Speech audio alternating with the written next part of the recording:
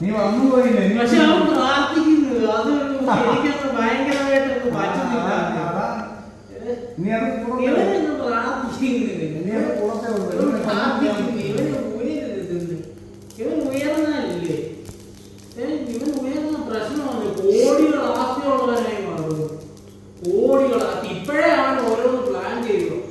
അവൻ എന്തൊക്കെ ചെയ്യണം, അവൻ ബെഞ്ച് വാങ്ങിക്കാനുള്ളത്, വീട് വെക്കാനുള്ളത്, ദുബായിലും യൂറോപ്പിലും പോയി സെറ്റിൽഡ് ആകാനുള്ളതൊക്കെ ഇവൻ ഇപ്പോഴേ ആലോചിക്കും. ഇന്നലെ തൊട്ടേ ഇവന് എന്റെ പരിപാടി എന്ന് പറഞ്ഞു കഴിഞ്ഞാൽ വലിയ ആളാകണം, അധ്വാനിച്ച് കാശുണ്ടാകണം, നാളെ അറിയണം, വലിയ വലിയ ബിസിനസ് ആൾക്കാർ. അവൻ പറഞ്ഞിട്ട് എന്ത്? അവൻ അവൻ നശിക്കുന്നു. അവൻ നശിച്ചാലല്ലേ? അവൻ നശിക്കുമ്പോ അവനൊരു ശുദ്ധനാണ്, അവനൊരു പാവം. അവനെ എല്ലാവർക്കും ഇറിറ്റേറ്റ് ചെയ്യാൻ പറ്റും. അതുകൊണ്ട് ഞാനത്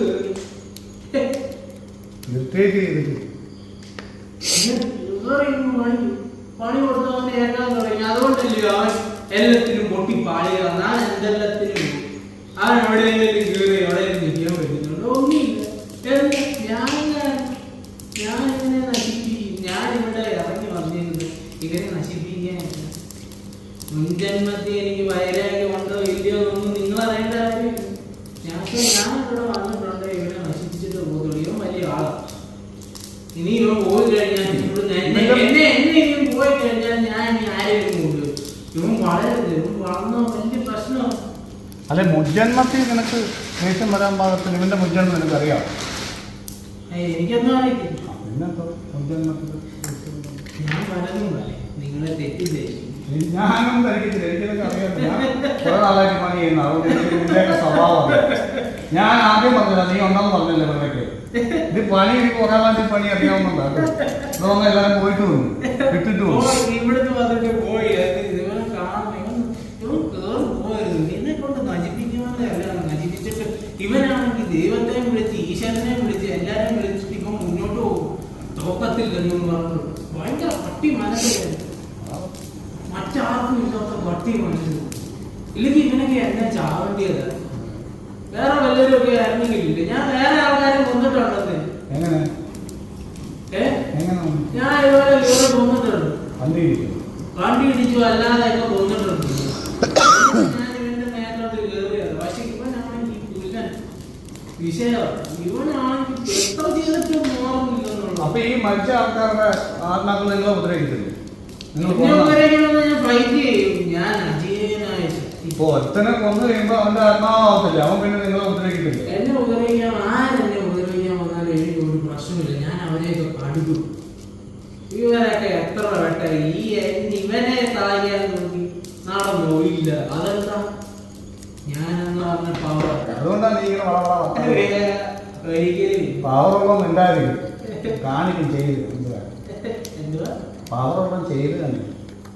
ഞാൻ ചെയ്ത് കാണിച്ചില്ല. ഇവനെ ഞാൻ ചെയ്ത് കാണിച്ചല്ലോ. അതെന്താ അംഗീകരിക്കാത്തെ? എന്തോ ചെയ്ത് കാണിച്ചല്ലോ. ഇവനെ ഇത്ര നശിപ്പിച്ചിരിക്കും. ഇതൊന്നും ഒന്നും നശിപ്പിക്കുന്നു. നീ നോക്കിട്ട് കൊല്ലാൻ നോക്കിയിട്ട് പറ്റിയില്ല. നീ അല്ലേ അവിടെ പൊട്ടാ പറഞ്ഞേ പലതാണ്. നിന്നെ കട്ടിയൊന്നുമില്ല. ഇവൻ ദൈവത്തെ വിളിക്കുന്നില്ല, പക്ഷെ അവൻ ദൈവത്തെ വിളിക്കുന്നുണ്ട്. അവനെ ഞാൻ ദൈവത്തിൽ നിന്ന് അകറ്റ മാക്സിമം എല്ലാം അടുപ്പിച്ച് ഞാൻ നോക്കി. എന്നിട്ട് നടക്കുന്നില്ല. എന്നിട്ട് നടക്കുന്നില്ല. പള്ളി പോകുന്നുണ്ട്, ഇവൻ പ്രാർത്ഥിക്കുന്നുണ്ട്. പറ്റത്തില്ലെന്നാ.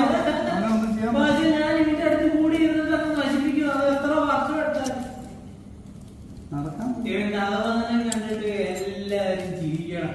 ആയിരത്തിലായാലും നാട്ടിലായാലും ബന്ധക്കാരും സ്വന്തക്കാരും എല്ലാവരും ഇങ്ങനെ ചിരിക്കുമ്പോഴില്ലയോ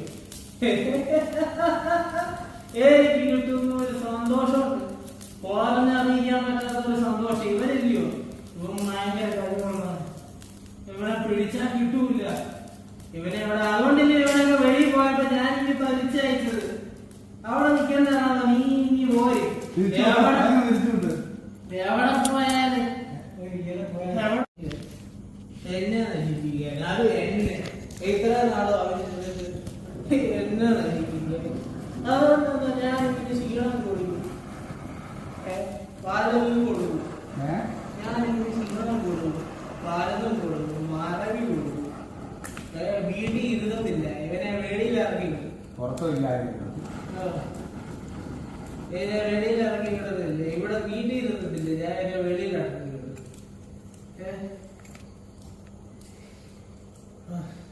എനിക്ക് ഇവനെ നശിപ്പിക്കുക, അത്രേ ഉള്ളൂ. ഇവനെ ഞാൻ ഉറക്കി കൊടുക്കും, ഒന്നും കൊടുക്കില്ല, സമാധാനം കൊടുക്കും, ഒന്നും കൊടുക്കില്ല. ആരെന്തെന്ന് പറഞ്ഞാലും ആരെങ്കിലും എന്തെന്നൊക്കെ പറഞ്ഞാലും പക്ഷെ ദൈവത്തോടടുക്കുന്നവരെ ഇവന് കൊടുക്കുന്നുണ്ട്, അവരെ എനിക്ക് നശിപ്പിക്കും. അങ്ങനെ 3-4 പേരെ കൊടുത്തിട്ടുണ്ട്, അവരെ എനിക്ക് നശിപ്പിക്കും. അത് ഇവൻ തന്നെ വിളിച്ചു വരുന്നത്. ഞാൻ ഇവനെ മറ്റവരെയൊക്കെ എത്ര വട്ടം പറഞ്ഞു, പോ പോ പോ, ഇവനെ എനിക്ക് ഒറ്റയ്ക്ക് നശിപ്പിക്കണം, അല്ലെങ്കിൽ നിങ്ങളോടി അതൊക്കെ കേൾക്കണം. പക്ഷെ നിൽക്കുവോ, പോകത്തില്ല. അവരുകൂടി ഉണ്ടെങ്കിൽ എനിക്കൊന്നും കയറാൻ ഇച്ചിരി പാടാം. പക്ഷെ ഞാൻ കയറും, എല്ലാ എണ്ണത്തിനും കയറും, എല്ലാ എണ്ണത്തിനും കയറി എല്ലാം കൂടും, എല്ലാം നശിപ്പിക്കും. എനിക്കിവിടെ രാജാവായിട്ട് നിൽക്കണം, ഇവനിവിടെ രാജാവായി കഴിഞ്ഞാൽ എനിക്കൊന്നും നടക്കില്ല. ഇവൻ ഭയങ്കര ബുദ്ധിമുട്ടുള്ളതാണ്. പലതും പഠിച്ച് ഇവനെ എന്തേലും കിട്ടിയാൽ മതി. ഭയങ്കര ബുദ്ധിമുട്ടുള്ളതാണ്. നിങ്ങൾ വിചാരിക്കുന്നതിനേക്കാളും ബുദ്ധിമുട്ടാണ്, ഭയങ്കര ബുദ്ധി. പക്ഷെ ഞാൻ വന്ന് തീർത്തു. ഇനി അവരവിടെ ബുദ്ധിമാരായ അതിന്റെ ബുദ്ധിയെ ഇല്ലായ്മ ചെയ്തുകൊണ്ടിരിക്കുക. ഒക്കെ വരും. നീ ഇതുവരെ പോയപ്പോഴല്ല ഒരു പ്രശ്നമില്ല. ഞാൻ ഇവനെ നശിപ്പിക്കാനാണെങ്കിൽ ഇവൻ നശിപ്പിച്ചാൽ നശിപ്പിക്കും, ഇവന്റെ പാരമ്പര്യം മൊത്തം നശിപ്പിക്കും. അതിന് ഞാൻ വിചാരിച്ചാൽ നടക്കൂല. പക്ഷെ ദൈവം ഇവരൊക്കെ ഇടയ്ക്കൊക്കെ കയറി എനിക്ക് ശല്യമായി. ദൈവങ്ങളെ ഓരോരോ ദൈവങ്ങൾ, ഇവൻ ഓരോ പള്ളിയിലും അവിടെ എവിടെയെല്ലാം പോയി പ്രാർത്ഥിക്കുക, അമ്പലങ്ങളിൽ പോയി പ്രാർത്ഥിക്കുക, എവിടെയാണ് പോയി പ്രാർത്ഥിക്കുക. ഇവൻ വഴിയോട് പോയ അമ്പലം കണ്ടാൽ പോലും ദേവി എന്നെ അനുഗ്രഹിക്കണേ എന്ന് പറഞ്ഞിട്ട് പോകത്തുള്ളൂ. ഇവനെന്തിനാ എന്നൊക്കെ പറഞ്ഞു, ക്രിസ്ത്യാനിയെ ഇവനെന്തിനാ എന്നൊക്കെ പറഞ്ഞു.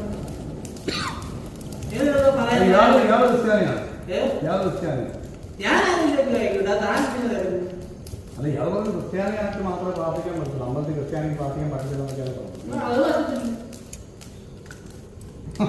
അല്ല, ഇയാൾക്ക് വന്ന് ശരീരത്തിൽ വന്ന് കയറാൻ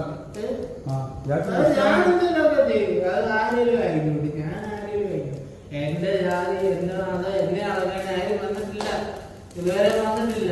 അളക്കുന്ന ആരും വന്നിട്ടില്ല.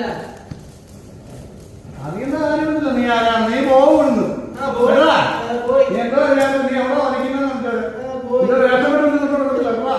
പോയി. ഞാൻ പലരെ ഇതിനു വേണ്ടി ഇട്ടു കൊടുത്തിട്ടുണ്ട്, ഇവരെ കൊണ്ട് പറയിപ്പിച്ചിട്ടുണ്ട്. ഇവര് കയറ്റി വിട്ടതാ, ഇവര് കയറ്റി വിട്ടതാണ്. പലയിടത്തും പോയിട്ട് വന്നിട്ടാണ് ഇവിടെ വന്നത്. പിന്നെന്തുവാ, പലയിടത്തും പോയിട്ട് പലരുടെയും പേര് പറഞ്ഞ് അവരെ കൂടി ഇവരെ കൂടി പറയുന്ന ശത്രുക്കളാക്കിച്ച് ഇവരെ കൊണ്ട് പറയിച്ചു. ഞാൻ അവനെ കൊണ്ട് പറയിപ്പിച്ച്. ഇവരൊക്കെയാണ് എന്നെ ഇവനെ നടത്തുന്നത്. വേറെ ആൾക്കാർ പലയിടത്ത് പോയപ്പോ എല്ലാ ബാധയും വിളിച്ചെടുത്തു അല്ലേ? റിലാക്സേഷൻ ഉണ്ടല്ലോ ഇപ്പൊ അല്ലേ? എങ്ങനെ മനസ്സിലായി പോയി എന്നുള്ളത്? ഉണർവ് കിട്ടി അല്ലേ? Good feeling. കുറെ നാൾ അവനെ ഉപദ്രവിച്ച് കൊല്ലാൻ വന്നതെന്നൊക്കെ പറഞ്ഞു, ശരിയാണോ? പിന്നല്ല, 4-5 വർഷം എന്തൊക്കെയാ പ്രശ്നം ഉണ്ടായിരുന്നേ? ഉറക്കത്തില്ല, അവിടെ ഇവിടെയും പ്രശ്നം, മൊത്തത്തിൽ പ്രശ്നം. ദേഷ്യം. ഞാൻ മനഃപൂർവ്വം ദേഷ്യപ്പെടുന്നില്ല, ഇവൻ എന്നെ കൊണ്ട് അങ്ങ് ദേഷ്യപ്പെടിപ്പിക്കുന്നേ. എന്റെ കൂടെ ചെറിയൊരു പ്രശ്നം ഉണ്ടായി. എന്റെ കൂടെ ചെറിയ പ്രശ്നം ഉണ്ടായെന്ന് പറഞ്ഞാൽ പൈസ അവിടെ ഇവിടെ കടവും കൊടുക്കുന്നു. ഇവനെ ഉള്ളു, വേറെ ആരുമില്ല. വയസ്സ് 70 അതിന് കുഴപ്പമില്ല. ഇനിയിപ്പോ ഉണ്ടല്ലോ, ഇവന് അടിപൊളി ആയില്ല. ദേവി ഉണ്ടല്ലോ അവന്റെ കൂട്ടത്തിൽ. ദേവി വന്നല്ലോ, ദേവിയുടെ മോനായില്ല. ഇനി മുതൽ ദേവി ഒന്നും വേണ്ട, ഞാൻ നോക്കിക്കോളാം. നീ ബുദ്ധിയുള്ളവനാന്ന് പറഞ്ഞവൻ. അതാ നിന്നെ നീ ദേവിയെ വിളിക്കുന്നത്, അതാ നിന്നെ ഒന്നും ചെയ്യാൻ പറ്റില്ല. വന്നേനെന്ന് പറഞ്ഞു നേരത്തെ. പഠിക്കുന്ന പിള്ളേരെ ഞെട്ടിപ്പോ അതുപോലത്തെ ബുദ്ധിയാണ്. ആൾക്കാര് പിള്ളേർക്കൊന്നും അറിയാത്തതല്ല അവനറിയാം. ഇനി അഹങ്കാരം വരരുത്, അമ്മയെ പിടിച്ചോണം കേട്ടോ. അമ്മയുടെ ശക്തി കൊണ്ടാണ് മാറിയിരിക്കുന്നത്. ചോറ്റാനിക്കര അമ്മയാണ് മാറിയിരിക്കുന്നത് അല്ലേ? 4 വർഷം കൊണ്ട് ബുദ്ധിയും പോയി എല്ലാം പോയി. പക്ഷെ എനിക്കാണെങ്കിൽ ഞാനാണെന്നുള്ളൊരു ആറ്റിറ്റ്യൂഡുണ്ട് എനിക്ക്. എന്ന് പറഞ്ഞു കഴിഞ്ഞാൽ എല്ലാവരെക്കാട്ടിലും മെടുക്കനാണെന്നുള്ളൊരു ആ തോന്നൽ മോൻ കളയണം. അമ്മയെ സമർപ്പിക്കണം. ഞാൻ എന്നുള്ള തോന്നൽ വന്നാൽ അപ്പൊ ബാധ വരും. അതാ പറഞ്ഞ അതിൽ കൂടെ കയറി വരുന്ന ബാധകൾ സമർപ്പണം വേണം. അതാ പ്രശ്നം. പ്ലസ്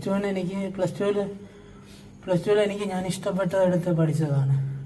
ഇഷ്ടപ്പെട്ടെടുത്ത് പഠിച്ചത് ഞാൻ എൻജോയ് ചെയ്ത് പഠിക്കുന്ന ഒരാളാണ്. അന്ന് പറഞ്ഞ് ഞാൻ പരീക്ഷയുടെ സമയത്ത് 2-3 ദിവസം നോക്കിയാൽ മാത്രം തലേദിവസം പഠിക്കത്തുള്ളൂ. 2 ദിവസം എനിക്ക് 100, 96 ഒക്കെ കിട്ടും. അപ്പൊ അതിന്റെ അഹങ്കാരിച്ച് അങ്ങോട്ട് പോയത്. എവിടെ വേണേലും പോയാലും ഒരു അഹങ്കാരം വന്നാൽ ബാധ കയറും. 2 ദിവസം പഠിച്ചാൽ മതി. അപ്പൊ എന്താ വരും അഹങ്കാരം വരാതിരിക്കണം. എങ്ങനെ എന്റെ അഹങ്കാരം അഹങ്കാരം സമർപ്പിക്കും. അമ്മയെ സമർപ്പിക്കും. ഇനി ഞാനൊന്നും അല്ലാന്ന് പറ, അമ്മയല്ലാന്ന് പറ. അമ്മയല്ലേ മാറ്റി തന്നെ നിന്നെ മരിച്ചു പോകുന്നവൻ നിന്നവനല്ലേ? അവൻ കൊല്ലാൻ നിന്നതാ നിന്നെ. എനിക്ക് ഞാൻ ഏത് നിലയിലെത്തിയാലും നിനക്ക് ഞാൻ കോണ്ടാക്ട് ചെയ്യാം, ഇടയ്ക്ക് വിളിക്കാം. ഞാൻ ചേട്ടനായിട്ട് വിചാരിച്ചു തന്നെ. ഞാൻ വരും. ഞാൻ നിന്റെ ചേട്ടനായിട്ട് ആർക്കും എന്തെങ്കിലും ആരെങ്കിലും ഒക്കെ എന്തെങ്കിലും ഉണ്ടെങ്കിൽ ബുദ്ധിമുട്ടുണ്ടെങ്കിൽ ഞാൻ നടത്തിത്തരാം. ഒരു പ്രശ്നമില്ല. ഞാൻ ഇനി വരും. വാ വാ.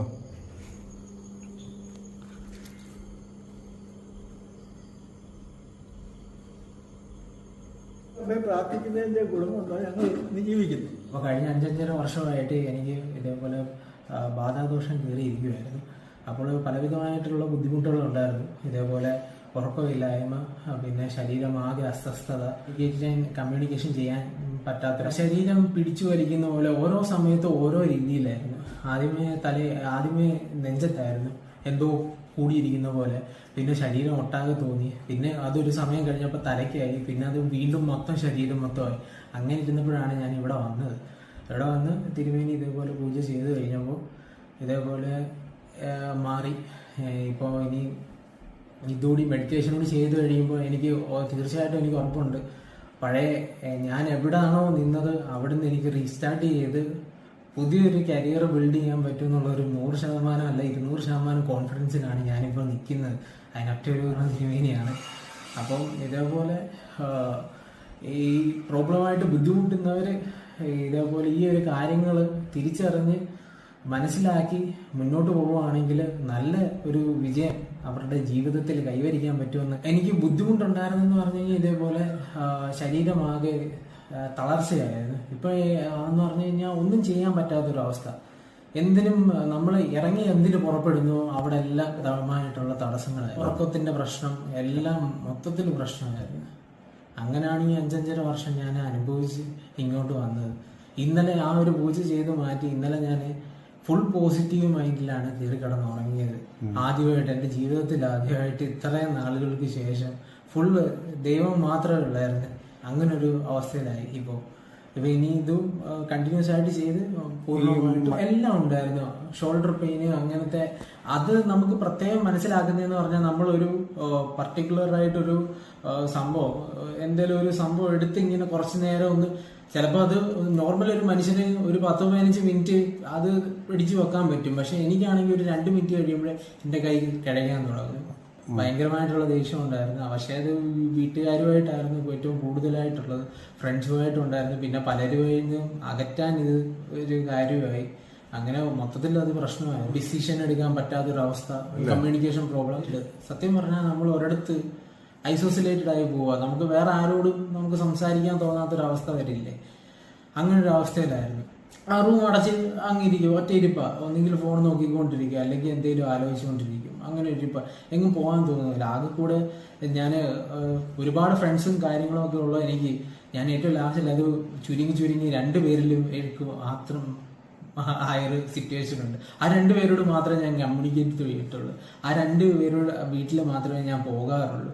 അങ്ങനെ ഒരു സിറ്റുവേഷൻ. അമ്മയായിട്ട് ആ സമയത്ത് വഴക്കുണ്ടായിരുന്നു. ഈ ഒരു സമയങ്ങളിലെല്ലാം വഴക്കുണ്ടായിരുന്നു. പക്ഷെ എനിക്കിത് പറഞ്ഞ് കൺവിൻസ് ചെയ്യിപ്പിക്കാൻ ഞാൻ അവരെ കൊണ്ട് മാക്സിമം ശ്രമിക്കും. ഇത് ഞാനല്ല, ഇതിപ്പം ഇത് ഒരു സമയത്ത് പെട്ടെന്ന് അങ്ങ് പൊട്ടിത്തെറിച്ച് ഒരു 5 മിനിറ്റ് അല്ലെങ്കിൽ 10 മിനിറ്റ് കഴിയുമ്പോഴത്തേക്കിന് എനിക്ക് മനസ്സിലാവും ഇത് ഒന്ന് ശാന്തമാകും. ഞാൻ അന്നേരം ഈശ്വരനെ മനസ്സിൽ എല്ലാ ഈശ്വരന്മാരെ വിളിച്ച് ഒന്ന് ഇതാക്കി കഴിയുമ്പോഴത്തേക്കിന് അയ്യോ ഇത് ചെയ്തത് തെറ്റായി പോയി എന്നും പറഞ്ഞ് ഞാൻ സ്വയമേ ഇരുന്ന് കരഞ്ഞിട്ടുണ്ട്.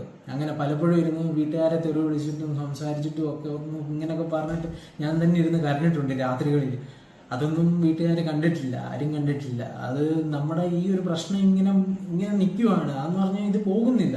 നമ്മളതിന് പോകാൻ വേണ്ടി മാക്സിമം ഒരുപാട് അമ്മമാരുടെ അടുത്ത് പോയി, അച്ഛന്മാരുടെ അടുത്ത് പോയി, കൗൺസിലിങ്ങിന് പോയി, അങ്ങനെ പലയിടത്തും പല വഴികളും നമ്മൾ ഇതുമായിട്ട് ബന്ധപ്പെട്ട് നോക്കി. പക്ഷെ ചെയ്ത് കഴിയുമ്പോൾ ഒരു 2 ദിവസത്തേക്ക് എന്തെങ്കിലും ഒരു സാറ്റിസ്ഫാക്ഷൻ അല്ലെങ്കിൽ നമുക്കൊരു സ്പിരിച്വൽ എന്താണ് അതിന് പറയുന്നത്, ഒരു സ്പിരിച്വാലിറ്റി നമുക്ക് കിട്ടിയതായിട്ടൊരു തോട്ട്സ് അങ്ങനെ തോന്നിക്കത്തേ ഇല്ല. പക്ഷെ ഇത് ചെയ്ത് കഴിഞ്ഞതിന് പിന്നെ ഞാൻ പറഞ്ഞില്ലേ, ഇന്നലെ രാത്രി ഞാൻ 4:30 ആയപ്പോൾ രാവിലെ എണ്ണീറ്റ് അമ്പലത്തിൽ പോവുകയും ചെയ്ത് ആ ഒരു സമയം വരെ എൻ്റെ ഫുൾ മൈൻഡ് പോസിറ്റീവ് ആയിരുന്നു.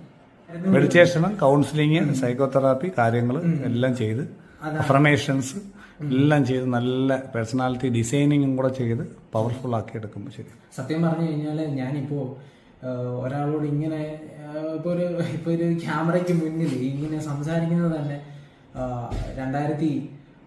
2019 ഞാനൊന്ന് സംസാരിച്ചു. സ്കൂളിന്റെ കോളേജിന്റെ ഫെയർവെല്, ജൂനിയേഴ്സിന്റെ ഫെയർവെൽ ഒരുക്കിയപ്പോൾ ആങ്കറിങ് ഞാൻ ചെയ്തത്. അതും എനിക്ക് പ്രോബ്ലം ആയിരുന്നു. പക്ഷെ അതെന്റെ വിൽ പവർ കൊണ്ടാണ് സംഭവിച്ചു പോയത്. അതിന് ശേഷം അത് കഴിഞ്ഞതിന് ശേഷം ഞാനിങ്ങനെ ആലോചിച്ചു, ഇത്രയും പ്രശ്നമുള്ള ഞാൻ എങ്ങനെയാണ് ഇത് ചെയ്തത്. പിന്നെ എനിക്ക് അങ്ങോട്ട് ചെയ്യാനും പറ്റിയിട്ടില്ല. അതിനുശേഷം വർഷങ്ങൾക്ക് ശേഷം ഇപ്പോഴാണ് ഞാൻ സത്യം പറഞ്ഞ ആങ്കറിങ്ങും ഇപ്പൊ നമ്മൾ മൈക്ക് എടുക്കാൻ പറഞ്ഞാൽ ഞാൻ മൈക്ക് എടുക്കും, അങ്ങനെയൊക്കെ ചെയ്യും. പള്ളിയിലാണെങ്കിലും ഇപ്പോഴാണെങ്കിലും മൈക്ക് എടുക്കും. പക്ഷെ അത് തിരിഞ്ഞിരിക്കുവാണ്, വേറെ ആളുകൾ പുറകിന്ന് ശ്രദ്ധിക്കത്തില്ല. ഇപ്പൊ ഫേസ് ടു ഫേസ് ഇപ്പൊ വർഷങ്ങൾക്ക് ശേഷം ഇപ്പൊ ആദ്യമായിട്ടാണ് കോൺഫിഡന്റ് ആയിട്ട് ഇപ്പൊ ആദ്യമേ സംസാരിക്കുന്നതുകൊണ്ട് ചെറിയ മിസ്റ്റേക്കുകളുണ്ട്. അതല്ല ഇനിയും റെഡിയായി വിദേശത്ത് ജോലി പോകണം അല്ലേ, നല്ല ഡ്രീം ഒക്കെ ഉള്ള ആളാണ്. പിന്നെ അമ്മയച്ഛനെ നോക്കണം. അതെ, എല്ലാവർക്കും ഡ്രീം ഉണ്ടല്ലോ. ആ ഡ്രീമുമായിട്ട് നമ്മൾ അത് അച്ചീവ് ചെയ്ത് എടുക്കണം എന്നുള്ളൊരു വിശ്വാസത്തിന് തീർച്ചയായിട്ടും ഉപാസന ചെയ്ത് മുന്നോട്ട് പോയാൽ മതി. ചെവി എല്ലാം ശരിയാക്കി തരട്ടെ. നമസ്തേ. ശ്രീധരൻ നമ്പൂരി, തപോവൻ. എന്താണ് യഥാർത്ഥ പഞ്ചകോശ ശുദ്ധി സാധന എന്ന കോഴ്സ് എന്നുള്ളതാണ് നമ്മളിവിടെ പറയാൻ ശ്രമിക്കുന്നത്. ഇതിന് നമ്മൾ സൈക്കോളജിയിലെ ഡിസോസിയേറ്റീവ് ഐഡന്റിറ്റി ഡിസോർഡർ എന്നാണ് ഒരു പേരൊക്കെ കൊടുത്തിട്ടുള്ളത്. പണ്ടൊക്കെ മൾട്ടിപ്പിൾ പേഴ്സണാലിറ്റി ഡിസോർഡർ എന്നൊക്കെ പറയും, സ്പ്ലിറ്റ് പേഴ്സണാലിറ്റി ഡിസോർഡർ എന്ന് പറയാറുണ്ട്. കുറച്ച് CBT കൊടുക്കാം, cognitive behaviour therapy, REBT rational emotive behaviour therapy ഒക്കെ കൊടുക്കാം. പിന്നെ കുറച്ച് കൗൺസിലിംഗ് ചെയ്യാം എന്നൊക്കെ പറയുന്നുണ്ടെങ്കിലും ഒരു ശരിയായ രീതിയിൽ ഹിപ്നോട്ടൈസ് ചെയ്താലും പലപ്പോഴും ഇത് ശരിയായി പോകുന്നില്ല. കാരണം ഇത് ശരിക്കും സൈക്കോളജി മൈൻഡിൻ്റെ പഠന ശാഖയാണ്. അത് എനർജി ലെവലിലേക്ക് വരുന്നില്ല. പ്രാണമയ കോശത്തെക്കുറിച്ച് അല്ലെങ്കിൽ എനർജി ലോകത്തെക്കുറിച്ചുള്ള പഠനത്തിലേക്ക് അത് എത്തുന്നില്ല. അത് പൗരാണിക തന്ത്രശാസ്ത്രമാണ് അതിലേക്ക് എത്തുന്നത്. അതുകൊണ്ട് ആദ്യം അതുകൊണ്ട് പ്രാണമയ കോശത്തിലുള്ള വിഷയങ്ങൾ, എനർജി വേൾഡിലുള്ള വിഷയങ്ങളാണ്. ഇത് മനസ്സിൻ്റെ വിഷയങ്ങളായിട്ട് തെറ്റിദ്ധരിക്കുന്നിടത്താണ് പ്രശ്നം വരുന്നത്. മനസ്സിൻ്റെ പ്രശ്നം വരുന്നത് ഈ എനർജി മാറുന്നതുകൊണ്ട്. പ്രാണൻ അല്ലെങ്കിൽ basic form of energy brain neuro കെമിക്കൽസിനെ ഹൈജാക്ക് ചെയ്യുമ്പോൾ, ന്യൂറോ ട്രാൻസ്മിറ്റേഴ്സിനെ ഹൈജാക്ക് ചെയ്യുമ്പോൾ അഡ്രിനാലിൻ കോർട്ടിസോൾ പോലുള്ള നെഗറ്റീവ് ബ്രെയിൻ കെമിക്കൽസ് കൂടുതലായിട്ട് സാക്രിയേറ്റ് ചെയ്യും. നെഗറ്റീവ് ഓർമ്മകൾ വരികയും അത് ഡിപ്രസീവ് ആവുകയും ദേഷ്യം വരികയും അങ്ങനെ സ്വാഭാവികമായിട്ടും അത് മൈൻഡിനെ ബാധിച്ചിട്ട് മെൻ്റലി ഇമോഷണലി ട്രിഗർഡ് ആവുന്നു. അത് വയറിനെ ബാധിക്കും. ഇറിറ്റബിൾ ബൗൾ സിൻഡ്രോം, IBS അല്ലെങ്കിൽ ഷോൾഡർ പെയിൻ, ഗ്യാസ് ഫോം ചെയ്തിട്ട് ഷോൾഡർ പെയിൻ ആയി മാറുന്നു. എന്നിട്ട് സിമ്പത്തറ്റിക് സിസ്റ്റം എപ്പോഴും ആക്റ്റീവ് ആയിരിക്കും, ഫ്ലൈറ്റ് ഓർ ഫൈറ്റ് റെസ്പോൺസ്. അങ്ങനെ ഇത് എല്ലാത്തിനെയും ബാധിക്കുന്നു. എല്ലാ മേഖലകളിലേക്കും ഇത് കടന്നു കയറുന്നു. സാമ്പത്തിക വിഷയങ്ങളിലേക്ക്, സാമൂഹിക വിഷയങ്ങളിലേക്ക്, കുടുംബ ബന്ധങ്ങളിലേക്കൊക്കെ ഇത് ബാധിക്കുകയാണ് ചെയ്യുന്നത്. അങ്ങനെ ടോട്ടലി ആൾ ഡിപ്രസ്ഡായി പോകും. അങ്ങനെ അവർക്ക് എന്ത് ചെയ്യണം നിർത്തില്ല. അവരുടെ ബോഡി ഓട്ടോമോട്ടർ മൂവ്മെൻറ്റിലൂടെ കടന്നു പോകും. ചില സമയത്ത് ബോഡി മൂവ്മെൻ്റ് ഒന്നും കൺട്രോൾ ചെയ്യാൻ പറ്റത്തില്ല. ആങ്സൈറ്റി, സ്ട്രെസ്സും എപ്പോഴും ഉണ്ടാവും. ഹാർട്ട് ബീറ്റ്സ് കൂടുതലായിരിക്കും. പ്രഷറിന് എപ്പോഴും കൂടിയിരിക്കുന്നവരുണ്ടാവും. അപ്പോൾ ഇത് ജീവിതകാലം മൊത്തം പ്രഷറിൻ്റെ ഗുളിക കഴിക്കേണ്ടി വരും. പ്രഷർ കൂടിയിരിക്കും. അത് ഈ സ്ട്രെസ്സ് മാറാതെ പ്രഷർ കുറയില്ല. സ്ട്രെസ്സ് മാറ്റാൻ എന്ത് ചെയ്യണമെന്ന് അറിയില്ല. ഇവിടെ നമ്മൾ കുറേ ഉപദേശിച്ചുണ്ടോ, കൗൺസിൽ ചെയ്യുന്നുണ്ടോ, കുറേ ബി പോസിറ്റീവ് എന്ന് പറഞ്ഞുകൊണ്ടോ ഒന്നും കാര്യമില്ല എന്നുള്ളതാണ് സത്യം. പലപ്പോഴും ഹിപ്നോട്ടിസം ചില സമയത്തൊക്കെ ഗുണം ചെയ്യുമെങ്കിലും പലപ്പോഴും അതിനൊരു പരിധി വരെ ഒരു ആഴത്തിലേക്ക് അത് കടന്നു ചെല്ലാൻ പറ്റുന്നില്ല. അങ്ങനെ ബി പോസിറ്റീവ് കുറച്ച് കൗൺസിൽ ചെയ്തുകൊണ്ട് മാത്രം അത് ശരിയായി പോകുന്നില്ല. അവിടെ ശരിക്കും അദ്ദേഹത്തിൻ്റെ മനസ്സിനെ കാര്യങ്ങൾ പറഞ്ഞ് മനസ്സിലാക്കണമെങ്കിൽ അദ്ദേഹത്തിന് കമ്മ്യൂണിക്കേഷൻ ലെവലെങ്കിലും ഉണ്ടാവണം. പലപ്പോഴും അത് ഉണ്ടാവാറില്ല. കൂടുതലായിട്ട് അവരുടെ ബ്രെയിൻ കെമിക്കൽസ് മാറിക്കിടക്കുന്നതുകൊണ്ടാണ് കമ്മ്യൂണിക്കേഷൻ ലെവൽ ഉണ്ടാവുന്നത്. അപ്പോൾ അതുകൊണ്ട് ആദ്യം അവരെ കമ്മ്യൂണിക്കേഷൻ ലെവലിലേക്ക് കൊണ്ടുവരാൻ വേണ്ടിയിട്ടാണ് നമ്മൾ ട്രഡീഷണൽ ആയിട്ടുള്ള എനർജി കുറിച്ച് സംസാരിക്കുന്ന തന്ത്രശാസ്ത്രത്തിൻ്റെ ഹീലിംഗ് പോലുള്ള കാര്യങ്ങളിലേക്ക് കടന്നു വരും. അങ്ങനെ ഹീൽ ചെയ്തുകൊണ്ട് അവരുടെ നെഗറ്റീവ് എനർജി, ഉള്ളിലുള്ള നെഗറ്റീവ് എൻറ്റിറ്റിയെ നമ്മൾ മാറ്റിക്കഴിയുമ്പോൾ അവരുടെ ബ്രെയിൻ കെമിക്കൽസ് കുറച്ച് പോസിറ്റീവാകും. അപ്പോൾ അവർക്ക് കൗൺസിലിങ്ങും പേഴ്സണാലിറ്റി സ്ട്രെങ്തനിങ്ങും പിന്നെ ചെയ്യണം. കൗൺസിലിങ്ങും സൈക്കോതെറാപ്പിയും കാര്യങ്ങൾ അപ്ലൈ ചെയ്യണം. അങ്ങനെ ജീവിതത്തിലൊരു മോട്ടിവേഷനും ഗോൾ സെറ്റിങ്ങും കാര്യങ്ങളൊക്കെ ചെയ്ത് അവരെ കൈപിടിച്ച് സ്വന്തം പേഴ്സണാലിറ്റിയിൽ നിലനിൽക്കാൻ. മറ്റുള്ള പേഴ്സണാലിറ്റികൾ പ്രോസസ്സ് ചെയ്യുന്നത് സ്വന്തം പേഴ്സണാലിറ്റി വീക്കാവുന്നതാണ്. ആ വീക്കായതിൻ്റെ കാരണം കണ്ടുപിടിച്ച് അത് കറക്റ്റ് ചെയ്ത് അവരെ സൈക്കോതെറാപ്പിയിലൂടെ ശാസ്ത്രീയമായ രീതിയിൽ അവരെ സ്വന്തം പേഴ്സണാലിറ്റിയിൽ കേപ്പബിളായിട്ട് മുന്നോട്ട് വരാനുള്ള ഒരവസ്ഥയിലേക്ക് എത്തിക്കുക എന്നുള്ളതാണ് അതിൻ്റെ യഥാർത്ഥത്തിലുള്ള സൊല്യൂഷൻ.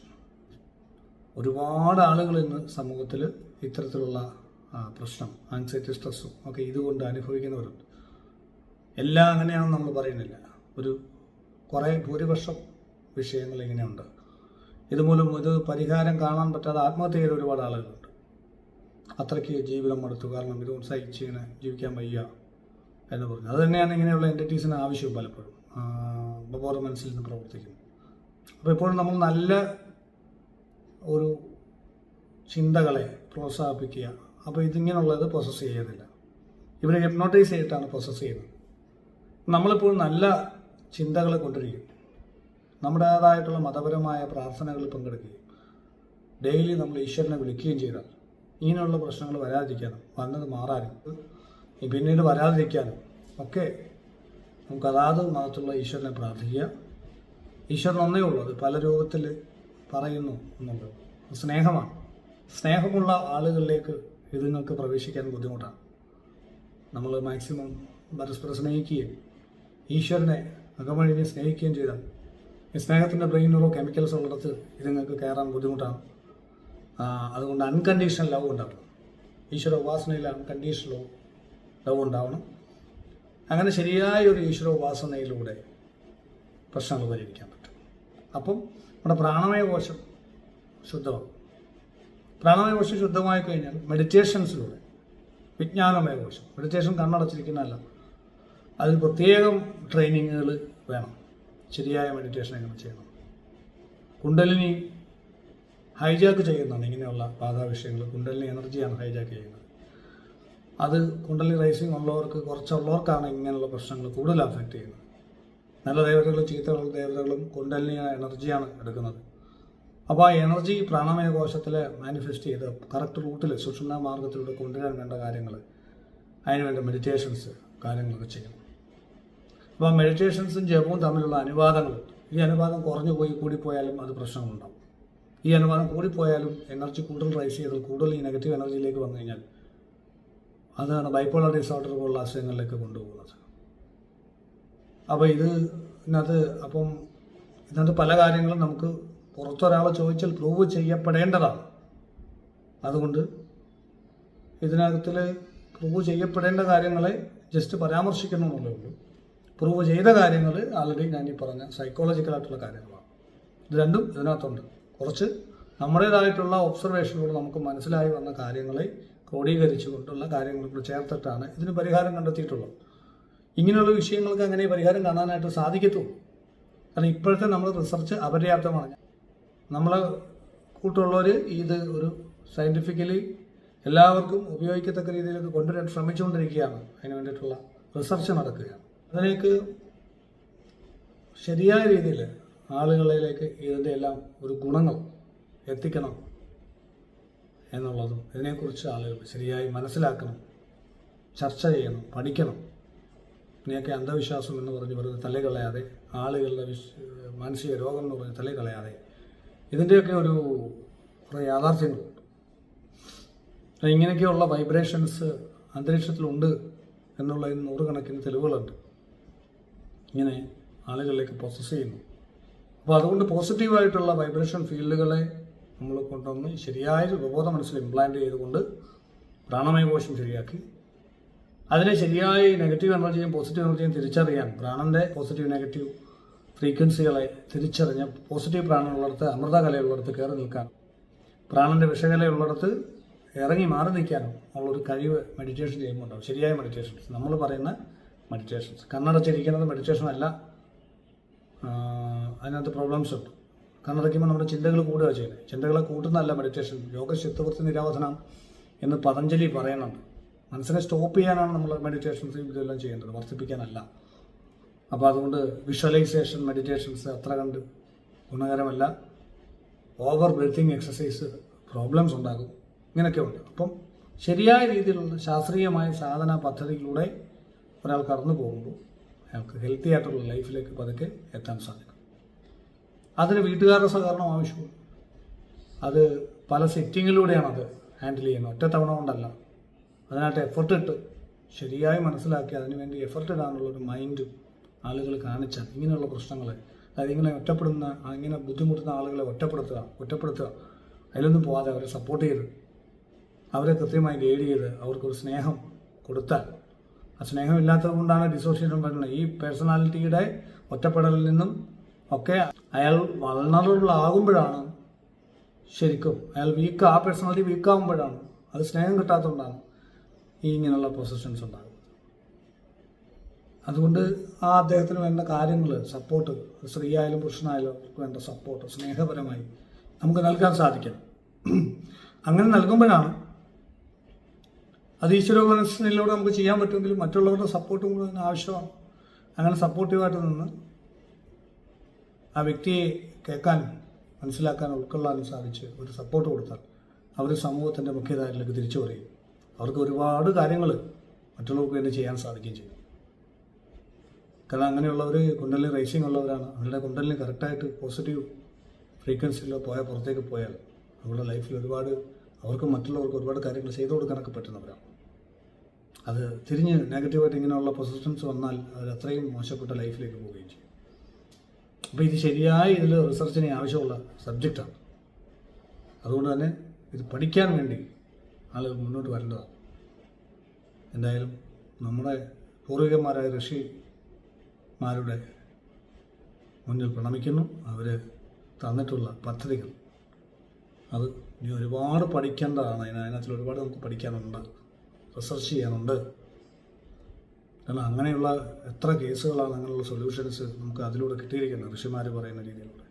നമ്മൾ കൗൺസിലിംഗ്, സൈക്കോതെറാപ്പി ഒക്കെ അപ്ലൈ ചെയ്തിട്ട് മരുന്ന് കൊടുത്തിട്ട് ഒന്നും മാറാത്ത കേസുകൾ പലതും ഈ രീതിയിലാണ് മാറിയിട്ടുള്ളത്. അതുകൊണ്ട് ലോകത്ത് നമുക്ക് ഒന്നിനെയും തള്ളിക്കളയാൻ സാധിക്കില്ല. എല്ലാത്തിൻ്റെയും നല്ല അംശങ്ങളെടുത്ത് പഠിക്കാനും മുന്നോട്ട് ഡെവലപ്പ് ചെയ്ത് വരാനും ഒരു കരുത്ത് ഈശ്വരൻ നമുക്ക് എല്ലാവർക്കും തരട്ടെ എന്ന് പ്രാർത്ഥിക്കുന്നു. അഘോരി എന്ന മാൻകൈൻഡ് ലിറ്ററേച്ചർ പുറത്തിറക്കിയ നോവൽ വാങ്ങി വായിച്ച് അതിൻ്റെ വിലയേറിയ നിങ്ങളുടെ അഭിപ്രായങ്ങൾ അറിയിക്കണം. ഞങ്ങളോട്ടുള്ള പുതിയ എഴുത്തുകാർക്ക് അത് വളരെ വലിയൊരു മൈലേജ് തരും. പ്രധാനമായിട്ടും അഘോരികളെ നാഗാ സന്യാസിമാർ അവരുടെ ജീവിതം അടിസ്ഥാനമാക്കിക്കൊണ്ട് രചിച്ചിട്ടുള്ള ഒരു ക്രൈം ത്രില്ലർ നോവലാണ് അഘോരി. മാത്രമല്ല ഈ നോവലിലൂടെ ഒരു സാധാരണ വ്യക്തിയുടെ ജീവിതത്തിൽ എങ്ങനെ ഒരു ബോധ നിലവാരം വർദ്ധിപ്പിച്ചുകൊണ്ട് എങ്ങനെ ജീവിത വിജയം നേടാമെന്നും അല്ലെങ്കിൽ ആത്മസാക്ഷാത്കാരപരമായിട്ട് എങ്ങനെ ഒരാൾക്ക് വളരാമെന്നും വളരെ ലളിതമായി വരച്ചു കാട്ടാൻ ശ്രമിച്ചിട്ടുണ്ട്. ഒരു കാര്യം ഉറപ്പാണ്, ഇതിൻ്റെ ഓരോ താളുകളും മറിച്ച് വായിക്കാൻ വേണ്ടി ഒരു സെക്കൻഡ് അല്ലെ ഒരു മിനിറ്റ് മുടക്കുന്ന ഒരാളുടെ ജീവിതത്തിൽ എന്തെങ്കിലും ഒരു പ്രയോജനം കിട്ടണം. എനിക്കും ഇത് വായിക്കുന്നവർക്കും ഏതെങ്കിലും രീതിയിലൊരു ആസ്വാദനപരമായിട്ടോ അല്ലെങ്കിൽ അറിവുപരമായിട്ടോ ആത്മീയപരമായിട്ടോ ബോധപരമായിട്ടോ വളർച്ചാപരമായിട്ടോ എങ്ങനെയെങ്കിലും ഒരു പ്രയോജനം, എന്തെങ്കിലും ഒരു പ്രയോജനം കിട്ടണമെന്ന് വെച്ചിട്ടാണ് ഇതിൽ ഓരോ താളുകളും എഴുതാൻ ശ്രമിച്ചത്. കാരണം നിങ്ങളുടെ വിലയേറിയ സമയത്തിന് അത്രയും വാല്യൂ ഞാൻ കാണുന്നു. നിങ്ങൾ മാറ്റിവെക്കുന്ന നിങ്ങളുടെ ജീവിതത്തിൽ നിങ്ങൾ മരിച്ചു പോകുന്നതിനിപ്പുറം മാറ്റിവെക്കുന്ന നിങ്ങളുടെ വിലയേറിയ 1 മിനിറ്റ് എന്നെ സംബന്ധിച്ചിടത്തോളം എനിക്ക് അങ്ങേയറ്റം അത് നന്ദി പ്രകടിപ്പിക്കാനുള്ള ഒരവസരമായി ഈ നോവലിലൂടെ ഞാൻ കാണുന്നുണ്ട് എന്നുള്ളത് കൊണ്ടാണ്. അത് മാക്സിമം നമ്മൾ ആത്മാർത്ഥമായി അതിനുവേണ്ടി ശ്രമിച്ചിട്ടുണ്ട്. പിന്നെ അത് പറയേണ്ടത് നിങ്ങളാണ്. അത് ഫലപ്രാപ്തിയിലെത്തിയോ ഇല്ലയോ എന്ന് പറയേണ്ടത് നിങ്ങളാണ്. നിങ്ങളുടെ വിലയേറിയ അഭിപ്രായങ്ങൾ പ്രതീക്ഷിക്കുന്നു. അതോടെ നമ്മൾ ഒരു പക്ഷേ ആദ്യമായിട്ടായിരിക്കും ഒരു നോവലിൽ AI ചിത്രങ്ങൾ, ആർട്ടിഫിഷ്യൽ ഇൻ്റലിജൻസ് ബേസ് ചെയ്തുള്ള ചിത്രങ്ങൾ ഉൾക്കൊള്ളിച്ചുകൊണ്ട് പ്രിൻ്റ് അടിച്ച് വന്നിട്ടുള്ളതിലെ കഥാപാത്രങ്ങളെയും നോവലിലെ കഥാസന്ദർഭങ്ങളെയും ഒക്കെ. പ്രധാനമായിട്ടും ഇതിലൂടെ നമ്മൾ പറയുന്ന ധർമ്മ സംരക്ഷണത്തിന് വേണ്ടി പ്രവർത്തിച്ചു കൊണ്ടിരിക്കുന്ന ലക്ഷക്കണക്കിന് വരുന്ന നാഗാ സന്യാസിമാർ നമ്മൾ അറിയപ്പെടാതെ എവിടെയോ ഉണ്ട്. ഹിമാലയ സാനുക്കളിൽ കുംഭമേളയ്ക്ക് മാത്രം പുറത്തേക്ക് വരുന്ന ഇവർ എന്ത് കഴിക്കുന്നു, എങ്ങനെ ജീവിക്കുന്നു, ഇതിനെ എവിടെയാണുള്ളത്? നമ്മളൊരു വീഡിയോ ഫോട്ടോ ഒന്നും കാണുന്നില്ല. അപൂർവമായി വഴിതെറ്റി നടക്കുന്ന ചില ആൾക്കാരെ കാണുന്നല്ലാതെ ഇതിൻ്റെ യഥാർത്ഥത്തിലുള്ള യാതൊരു കാര്യങ്ങളും നമുക്കറിയില്ല. എന്നാൽ ഈ നോവൽ ഇതിനെക്കുറിച്ചൊക്കെ നമ്മൾ വിശദമായിട്ട് പ്രതിപാദിക്കുന്നു. അവരുടെ ജീവിത രീതികൾ ഒക്കെ ഈ കഥാപാത്രങ്ങളിലൂടെ പറയാൻ ശ്രമിക്കുന്നു. അവരുടെ കാഴ്ചപ്പാട്, ഫിലോസഫി, അതുപോലെ സാധനകൾ, ഇതിനെക്കുറിച്ചൊക്കെ ഇതിൽ വിശദമായി പരാമർശിക്കാൻ ശ്രമിച്ചിട്ടുണ്ട്.